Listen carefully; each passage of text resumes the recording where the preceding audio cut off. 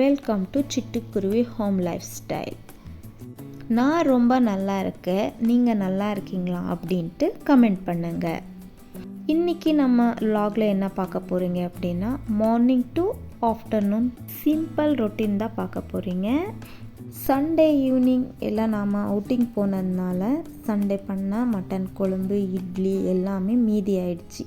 Monday morning பிரேக்ஃபாஸ்ட்டுக்கு இதெல்லாம் இப்போ வச்சு நம்ம காலி பண்ண போகிறேன். இப்போது ஒரு பவுலில் ஹாட் வாட்டர் கொஞ்சம் போட்டு கொஞ்சம் 2 நிமிஷம் ஊற வச்சுட்டு இந்த மாதிரி உதுத்து வச்சுக்க போகிறேன். இந்த மாதிரி பண்ணுறதுனால சாப்பிடும்போது சாஃப்டாக இருக்கும்.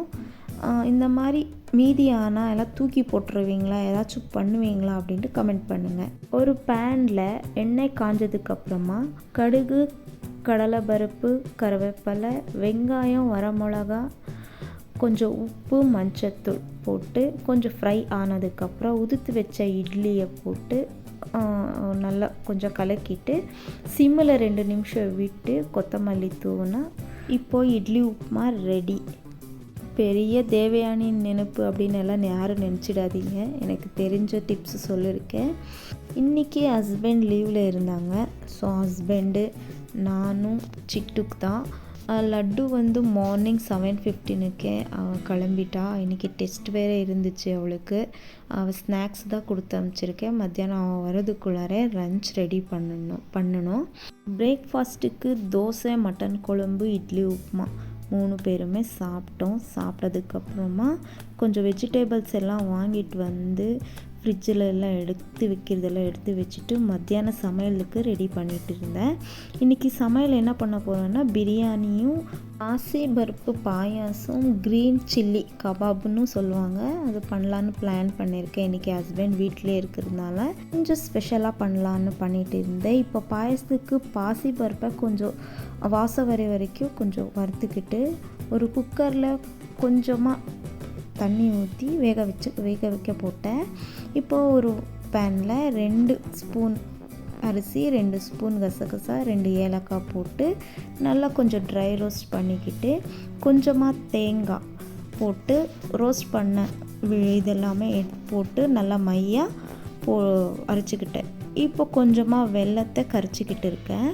இப்போது ஒரு பவுலில் இல்லைங்களா, அந்த பேஸ்ட்டு இப்போது அந்த பவுலெல்லாம் போட்டுட்டு இப்போ வெல்லத்தை கரைச்சது வடித்து ஊற்றிக்கிட்டு இப்போ வேக வச்ச பாசிப்பருப்பு இதில் ஊற்றி ஸ்டவ்வில் வச்சு நல்லா ஒரு மிக்ஸ் கொடுத்துட்டு இருக்கேன்.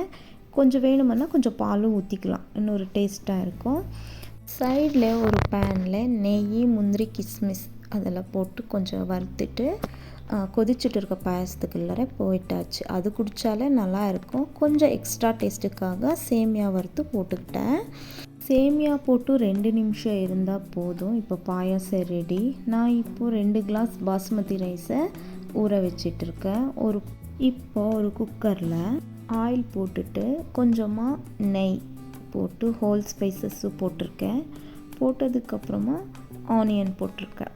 ஆனியன் கொஞ்சம் வேகிறதுக்காக உப்பு போட்டு நல்லா கொஞ்சம் ப்ரௌனிஷ் ஆகிற வரைக்கும் நல்லா வேக வச்சுருக்கேன். 2.5 ஸ்பூன் ஜிஞ்சர் கார்லிக் பேஸ்ட் போட்டு அது வாசம் போனதுக்கப்புறமா, பச்சை வாசம் போனதுக்கப்புறமா தக்காளி ஒரு 3 தக்காளி போட்டிருக்கேன், மீடியம் சைஸு.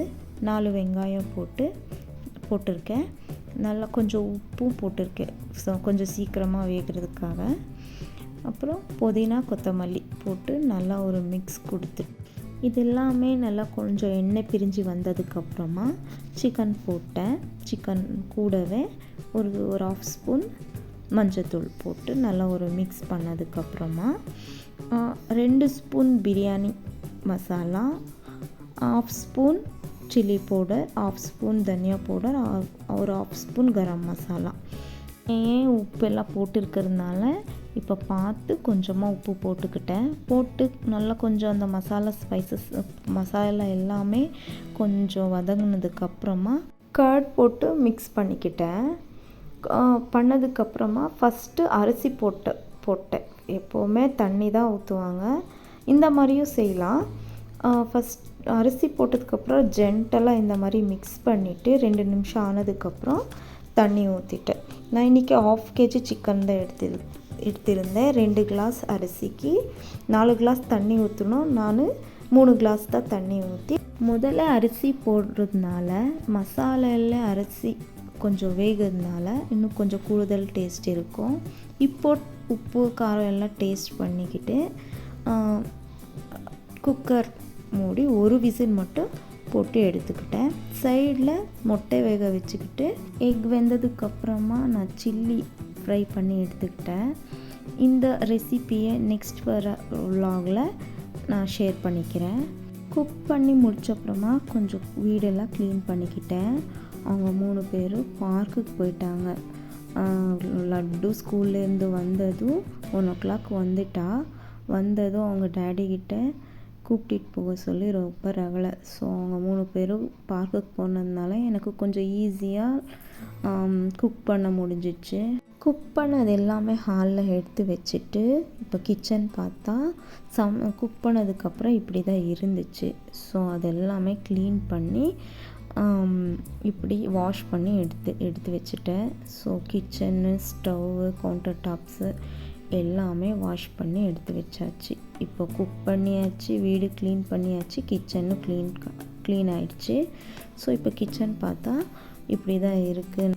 இப்போ ஹஸ்பண்டுக்கு கால் பண்ணேன், அவங்க வந்துட்டு இருக்கிறதா சொன்னாங்க. ஸோ அப்புறம் பிரியாணி பார்த்தா சூப்பராக இருந்துச்சு. அன்றைக்கி உப்பு காரம் புளிப்பு பர்ஃபெக்டாக இருந்துச்சு. நீங்களும் ஒரு வாட்டி இந்த மெத்தடில் செஞ்சு பாருங்கள். இந்த மாதிரி லஞ்ச் காம்போ எப்படி இருந்துச்சுன்னு கமெண்ட் பண்ணி சொல்லுங்கள். இப்போ டைம் பார்த்திங்கன்னா 2:30. நாங்கள் என்ஜாய் பண்ணி சாப்பிட்டோம். இந்த வீடியோ உங்களுக்கு பிடிச்சிருந்துச்சுன்னா சப்ஸ்கிரைப் பண்ணி லைக் பண்ணிக்கோங்க. இந்த வீடியோ பார்த்து சப்போர்ட் பண்ண அத்தனை நல்ல உள்ளங்களுக்குமே நன்றி. இனி அடுத்த வீடியோவில் பார்க்கலாம். பாய்.